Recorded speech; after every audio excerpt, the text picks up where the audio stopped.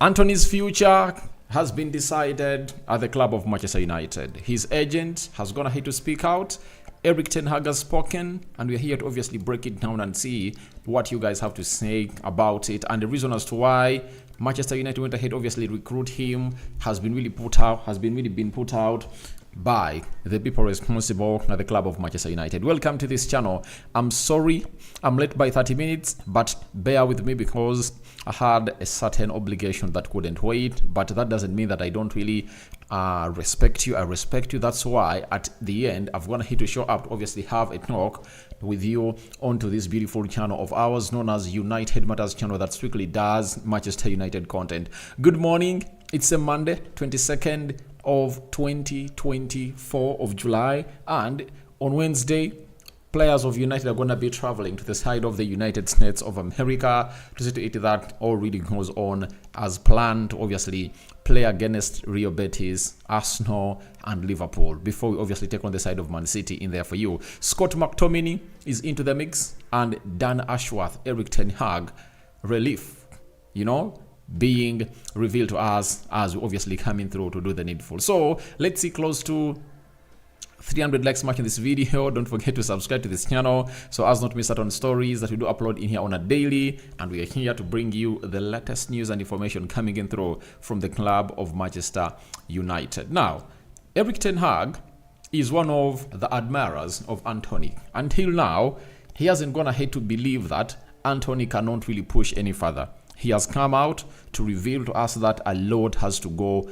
our way, and he believes that the player needs to obviously do anything.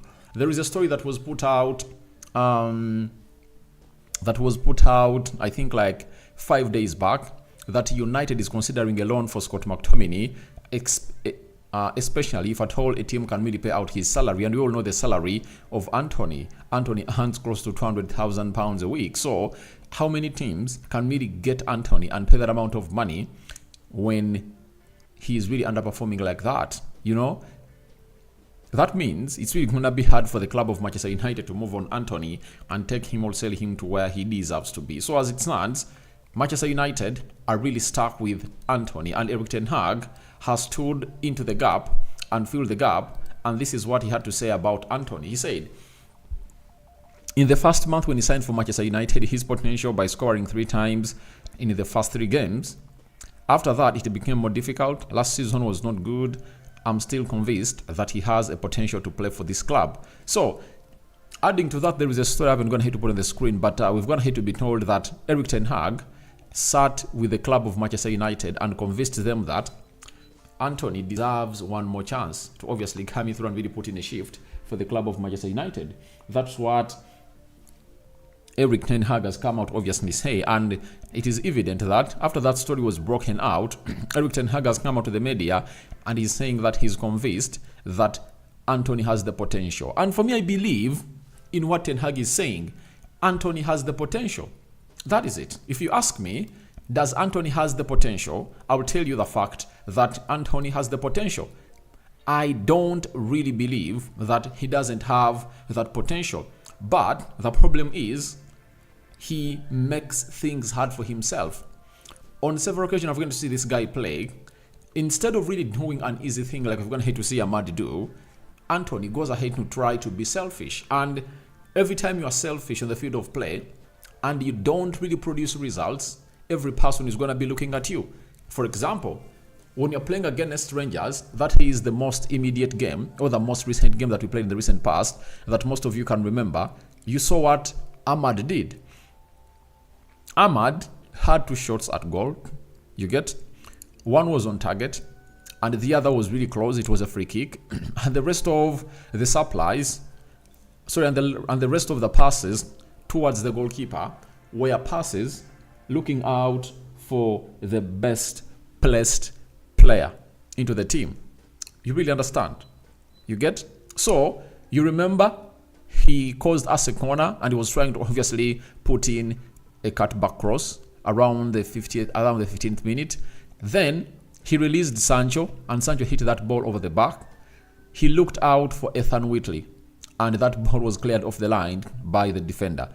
And I'm here to ask you, how many times have you gone ahead to see a player called Antony going in for such deliberate efforts.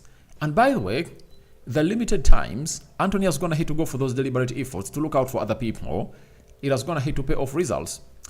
Do you remember the goal Garnacho scores against Chelsea?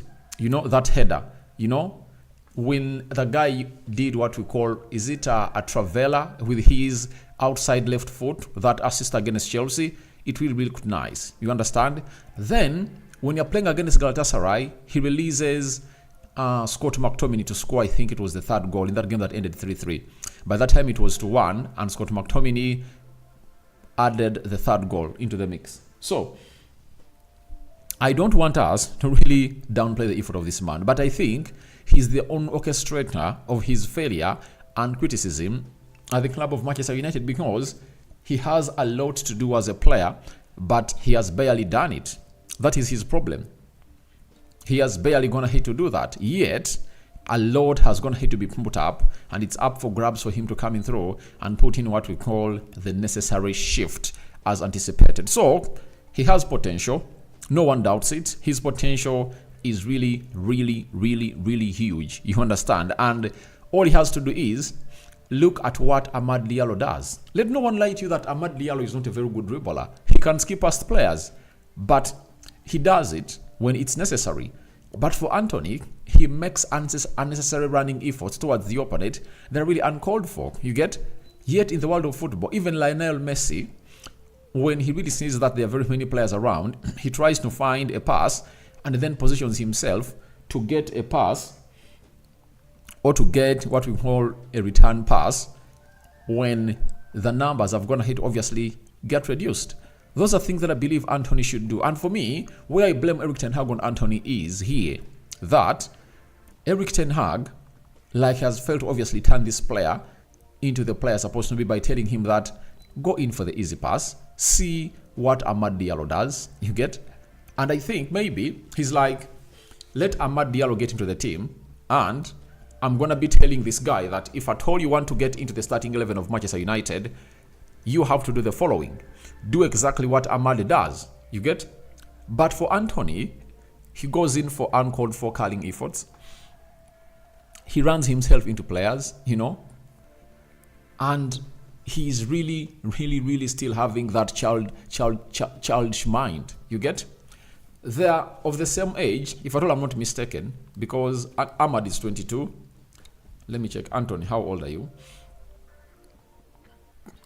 Antony Santos, how old are you? By the way, Antony is 24 years of age, right? Antony is 24 years of age, and him being 24 years of age, that means he has more years than Amad, 2 years older than Amad. He should be doing things that show that he's really mature, you know? But it's Amad who looks like he's 24. When you look at the hierarchy that Antony has been playing through, it has gone ahead to avail him with some huge experience, you know, that Amad doesn't have. Amad never got a chance at Atalanta to play, but this guy, when he was really signed from Santos to Ajax, he was playing for Ajax. You know, he played in the Champions League, he played in the Eredivisie, and he had some huge experience. For Amad, he was signed from Atalanta from the academy, and he was brought in at Manchester United and brought into the team. Loan to Rangers, and the only time he got a successful loan was when he went to the championship team that was known as Sunderland, managed by Wallace, the manager that was really sacked. You understand? Amad has not prominently featured onto the national team of Ivory Coast. You get? But for Antony, he has prominently featured on the team of Brazil, and the only time he hasn't gone ahead to feature in a tournament is now when his form has been off, and they never really thought about him to obviously go ahead and really play into the Copa America. That is Antony for you. So, it shows you that the potential is there. That's why he has been playing the Champions League. He was signed by Manchester United. He's playing for the Brazilian national team. You get? But the output, you know, is the problem. And that is really bad. And that's where the coming in of Amad Diallo might obviously come in through and see to it that they keep him here to really trigger him that look at the 22-year-old who is really overtaking you. And by the way, we might be here when Garnacho, 20-year-old player, and Amad Diallo are going to be the players that are really going to take us back to the glory days. And it really takes me back to how Ferguson started to build the team of Manchester United when he brought in Wayne Rooney and Cristiano Ronaldo. Wayne Rooney off the left, Ronaldo off the right, with Van Nistelrooy obviously leading the line, sometimes with Rooney or with Giggs alongside him, or Wayne Rooney playing on the left, or in the center with Ruud Van Nistelrooy with a system of 4-2-2 before we shifted to a 4-3-3, and Carlos Tevez. You remember, those players were in their early 20s, but they did lots of things that I tell you what, everyone should come out and obviously anticipate and really give them what we call a 5-finger salute for doing such a wonderful job. So for me, I'm just excited that this boy is going to stay, because this is his last dance. I tell you, it's the Antony last dance. I tell you, if he doesn't really raise up to the occasion, there is no way he's really going to find himself in a position of really putting in a very good shift as anticipated into the mix. So, as it stands for me, it's really huge, and there is no way I'm going to really come up and really say no to United keeping him. Though, I would have gone ahead, obviously, think that if Sancho is here, Antony is here, Ahmad is here, maybe the manager should think of at least releasing one. Because will they get ample playing time? But I know Ten Hag will juggle it out very well. And I think he needs 5 midfielders. And it's only Antony who can play in only one position. For Ahmad, he can play as a number 9, he can play as a number 10, he can play as a left winger, he can lead the line, he can play as a right winger. But it's Antony only that is really affected, very limited. And if you are to look at what Erik Ten Hag is planning for Antony, it is all like this is his last chance to prove himself at the club of Manchester United. And remember the words of Omar Berrada when he was at Man City. He said, a player is given 2 seasons. The first season is to engage into the team. If you fail to really deliver in the second season, the first thought that crosses their mind is selling this player. That is it. So, that is Antony for you. And now, Ten Hag has gone ahead and told us the reason as why they went ahead to recruit Antony. He said, Mason Mount seemed like a candidate for that position. Other than that, we barely had anyone in that position. Jadon Sancho could potentially play on the right, but his most natural position was at the origin on the left. You get? So, if Mason Greenwood was not with the problems he had, there is no way Erik Ten Hag would have gone ahead to come in here and advocate for the signing of Antony. Meaning that Mason Greenwood, having problems and being put aside by the club of Manchester United for that long, orchestrated the signing of Antony. And it is really true. It's really true that that's what went ahead to orchestrate the signing of a player known as Antony, because there is no way Manchester United would have gone ahead, obviously, go on and redo the needful. Though for me, I thought otherwise, that if Ten Hag had gone ahead to trust Amad Diallo, he would have gone ahead to develop him into the player that he wanted. That is it. He would have gone ahead to tell Sancho, I want you to play on the right. And then, if not, you're not going to be getting into my team. You understand? And what favored Sancho to play on the left by then is because Anthony Martial was injured and Rashford had to come in through and play through the center. But I do remember that most of the games that we played at the beginning of the tenure of Erik Ten Hag, Jadon Sancho was played as a right winger. In the preseason, he was played as a right winger. Even at the starting of the season, he was played as a right winger. You get, until Antony came in through, and the coming in through of Garnacho went ahead to obviously sabotage everything for Sancho. And I'm still asking myself, why is it that when Sancho is playing for Manchester United, he says he can only be a right winger? When he's playing for Borussia Dortmund, they play him anywhere they want. And I think any player has to dance to the tunes of the manager. You might be having your favorite position, but ask yourself, can you beat Garnacho? Can you beat Marcus Rashford on that position? That is the hugest question that this guy has to answer. You understand? So for me, I'm like, this is a right decision taken. Let's give Antony some other time. And for that, allow me go into the poll and really put in this. I really want to see what you guys are really saying. Should we sell? Should Antony be sold? Should Man United keep Antony? It's a huge question. And I've gone ahead to put a poll. I'm waiting for your answers. Go ahead to vote and really tell me, should they keep Antony or they should really let him go? You know, because Erik ten Hag has gone ahead to say to it that the guy is a potential player. And I really rate his potential. But for the third season, if at all he fails, I think he should be shown the exit door. And for now, Antony has to really get to know that things have gone ahead, obviously become serious. Ten Hag added and said, when Mason Greenwood had problems, something had to be done. Someone had to be bought. The number one of the scouts list was Antony. He stood out in almost all of Ajax's Champions League matches. It wasn't a crazy choice. No one said that Antony was a crazy choice. And I think players come to clubs and really fed. And it's very, very bad that out of the signings that Erik ten Hag went ahead to make in his first summer transfer window at Manchester United, it's his own player that has failed to deliver. That is Antony. You understand?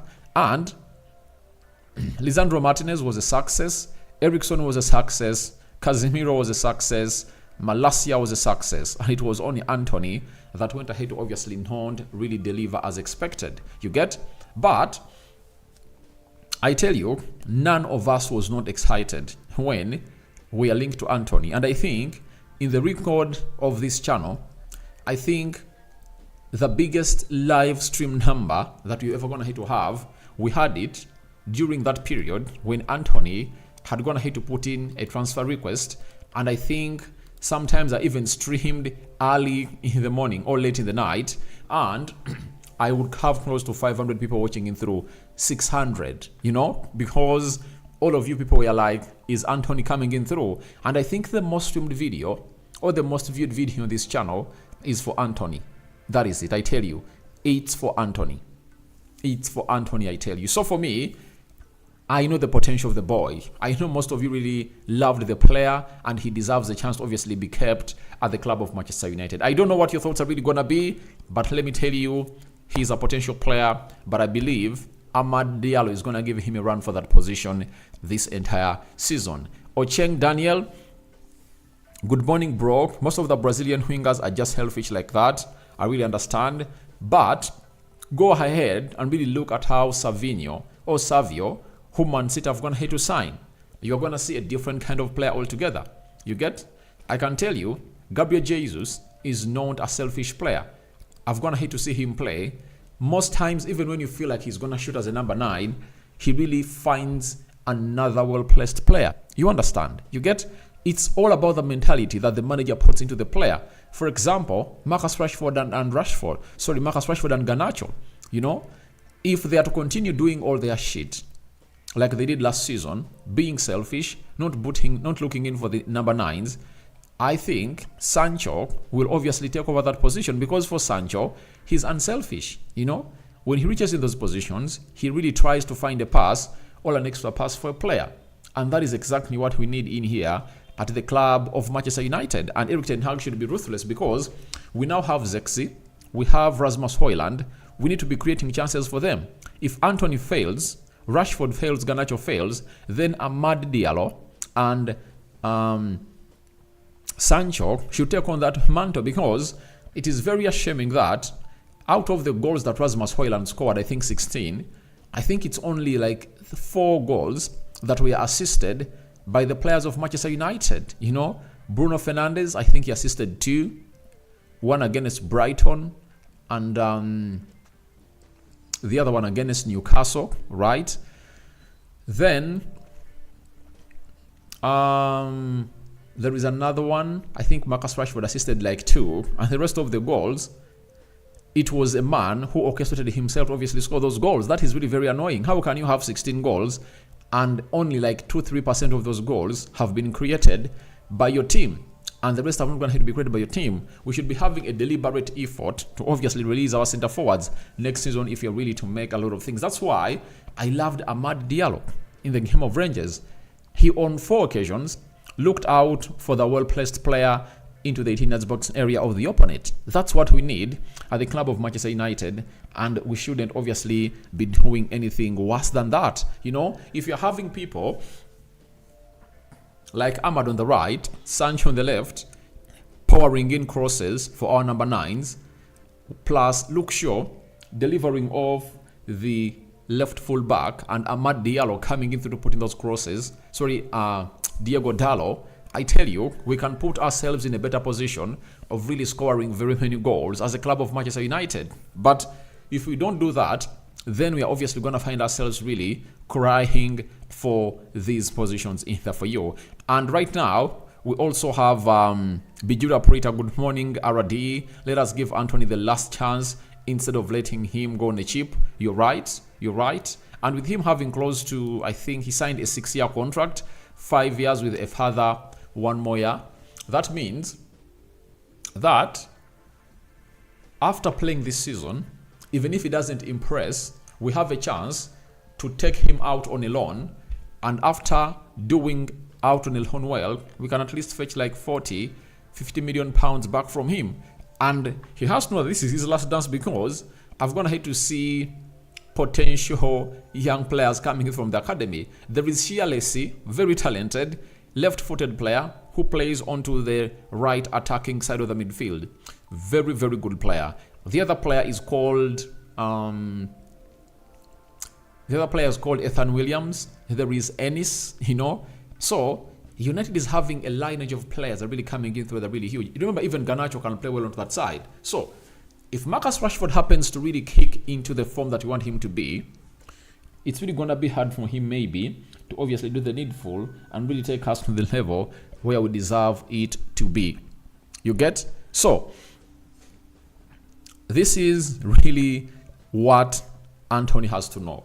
His agent has again confirmed to us that a decision is going to be made that Antony is not for sale.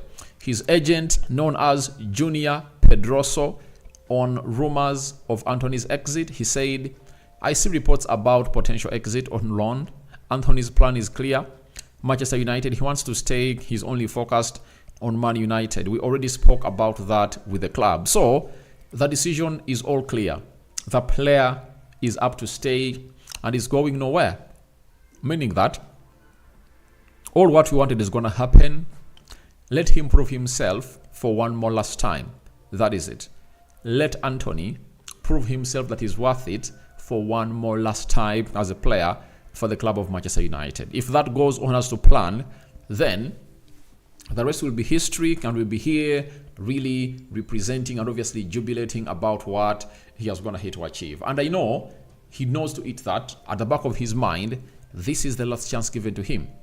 And with Amad Diallo kickstarting off the preseason like that, all our prayers are like, let him not get injured.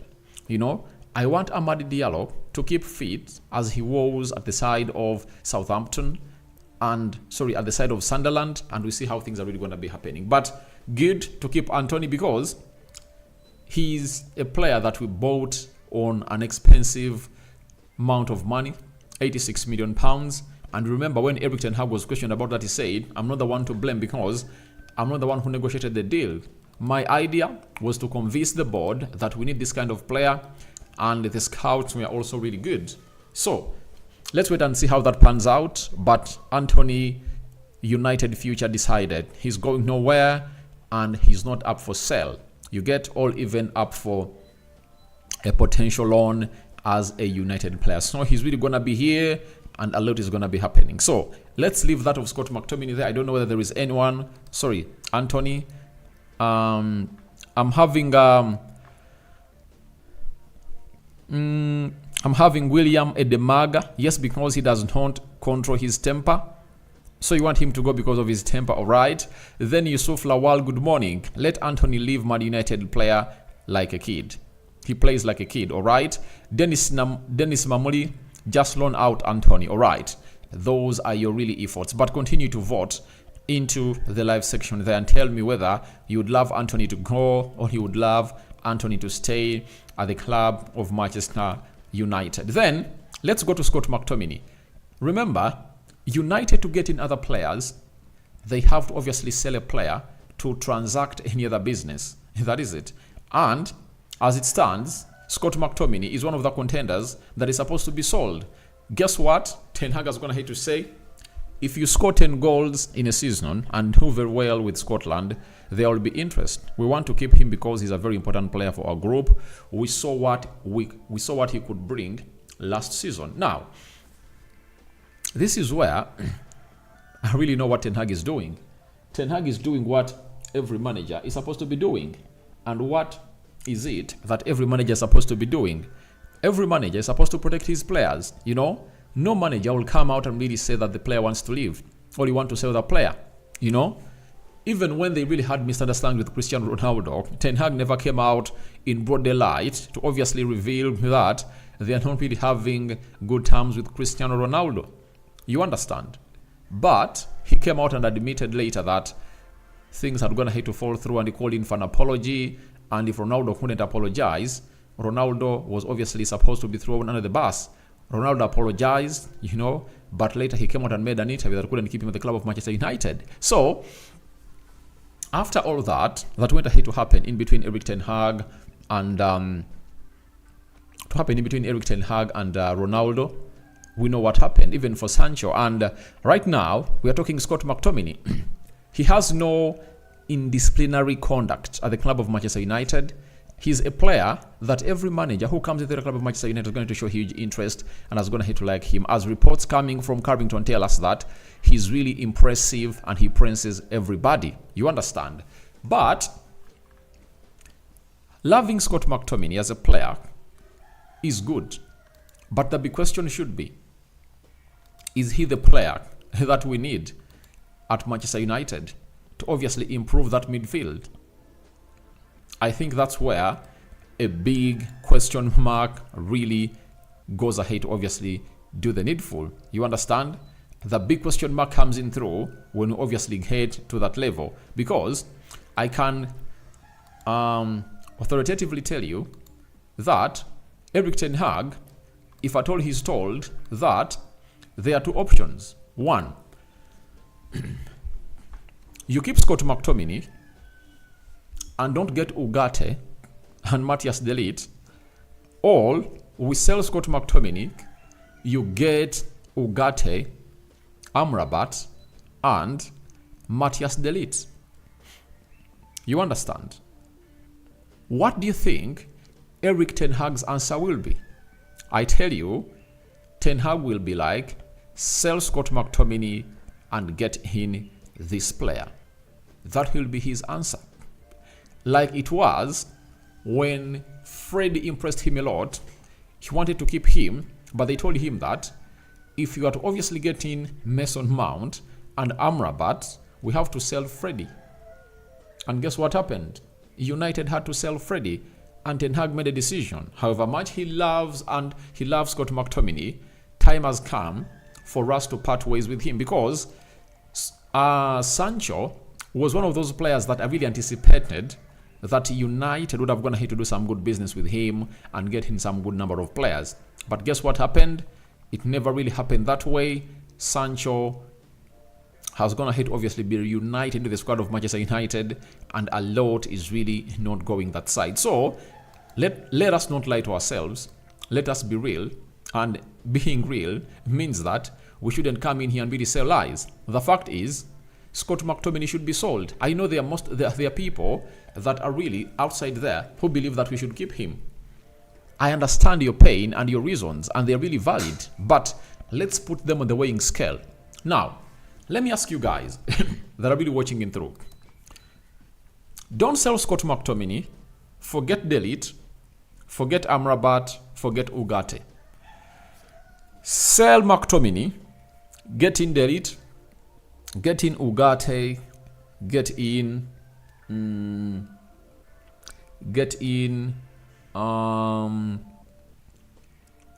this guy, getting Amrabat. You get? What do you do, guys? I know most of you will choose to sell Scott McTominay because United will get close to 40 million euros from Scott McTominay. You get? And after selling Scott McTominay, you will obviously get that amount of money to obviously do the needful. I've gonna hate to see someone saying that he's a good substitute, he's important, that is Mother Care Junior School. Then there is someone else talking about Bissaka, that sell Bissaka. Bissaka's money is supposed to be used to get in a right back, you know, to compete with Dalot, you know. And for Scott McTominay, he's the only player we are having that we can sell and get in huge money. That is 40 million euros. You get? And for those 40 million euros, you can agree deal with PSG, spread it over for 5 years, and you pay 10 million euros per year to PSG for Manuel Ugarte. That means you can only get 10 and pay it to PSG immediately from the money you're going to hit use to sell Scott McTominay. You get? Then, for the side of what's the name? For the side of Amrabat, you can pick 5 and spread that deal in 4 years to pay 20 million euros and get it done. That means you're gonna hit to use 15 million euros on the amount of money you're gonna hit to sell Scott McTominay. Then for Matthias de Ligt, you can really spread that payment in 5 years, you know, paying the side of Bayern Munich 10 million euros per year, meaning that you can get 10 million euros of the amount of money you're going to have to get from Scott McTominay's sale and deposit it for the first year to be covered. Then what you do is you are having a balance of 5 because all 10, because I know it will be like 35 million euros up front and 5 million euros of add-ons, right? Then you'll be left with 10 million euros to obviously do other business, like you get in a player after selling Aaron Bissaka. The guy has to leave. You might see it as something bad, but he has to leave. Then I'm having Mother Care says Antony is a good player, but I think he's hardworking. He's hardworking. He tracks back very well. I like his energy of tracking back, but my problem has always been his execution in the final third. That's my problem with him, because the end product is always the most important bit of it all. If you're really defending very well, chasing the pack, you know, back and fro, what are you doing with the ball in the final third? That is the most important bit of it all, because what makes a forward and reputable is how he executes himself into the final third of the pitch. That's what makes you a forward, you know. Otherwise, he should be turned into a defender. McTominay is good. As a substitute, he's important. I know that's what you think, but if in his sale we are going to get in more 3 players, let's move him on, because Scott McTominay is a bench player, and the players we are bringing in through, most of them are going to be starters. Matthias de Ligt has potential to start. Then Ugarte is a starter, and Amrabat is a starter. Let's do the needful for the club. You know, there are certain things that should be used as what we call the sacrificial lamb to obviously get us through the most important hurdles that are really stopping us from really progressing to where we deserve to be. Ocheng Daniel, let them bench him. Being a player is very good. Look at Maguire and Aaron Bissaka. Let me tell you this. I would love these players to go fast, and Lindelof, Harry Maguire and Bissaka, but ask yourself, is the demand there? Because you sell a player whose demand is there. The most demanded player on the market at Manchester United is Scott McTominay, and we should move him on, because he's the player that's going to get us the amount of money that we are going to use to sign Manuel Ugarte and the rest of the players. It has been evident, said by the man called Fabrizio Romano, that for United to conduct any other business, they have to sell a player. That is it. We have to sell a player if you are to obviously find ourselves into the position of really getting everything done and dusted. You understand? We have to sell a player immediately. All right? So let's leave that at that. Let's go to Erik ten Hag giving this man his flowers. Ten Hag has said, I'm delighted to have Dan Ashworth, Jason Wilcox and Christopher Vivel at my side. The club has brought incredible know-how and market knowledge. Obviously, those people around have gonna hit overturn everything. If you really doubted the potential of these people, then you should really sit down and really understand that a lot has to go a little bit your way when you're really having these credible people. This guy known as Dan Ashworth has some huge experience, potential, and the rest is history. He has spearheaded very many projects, like we've always gonna hit to tell you, West Bromwich, the England national team, I think it's one of his most successful, when they really went ahead to obviously wash out all these other players that were really old, and he brought in young players, the Hurricanes, Clean Trippier, Dyer, Lingard, Rashford, Sterling, Harry Maguire, John Stones, Luke Shaw. You remember that England side that had like the Trent Alexander-Arnold. You get?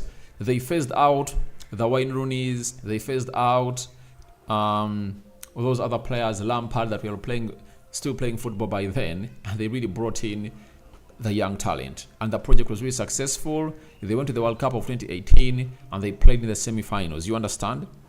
Then after that, he came to Brighton. Everyone was going to hit to see what Brighton was going to be doing in the recent years. And he has even gone to Newcastle. And going to Newcastle, that's when they qualified for the Champions League, I think for the very first time in is it 3 decades? I think it's 2 decades, if at all I'm not mistaken. You understand? And he's now at Manchester United. His reputation speaks for itself.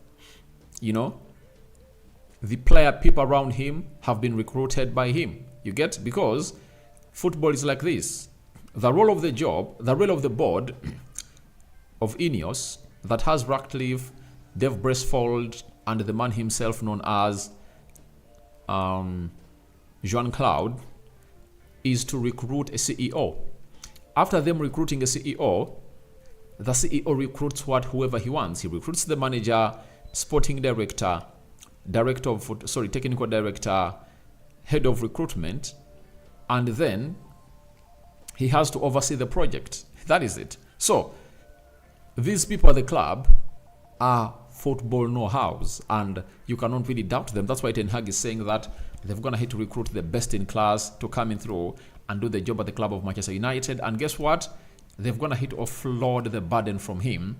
And he went ahead, obviously, commented this and really said, we've only started working in this new organization with these new people for a few weeks, but Ashworth is close by, a room away.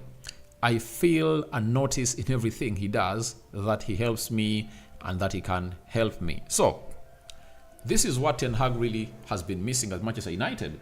You can as well remember very well that when he was asked about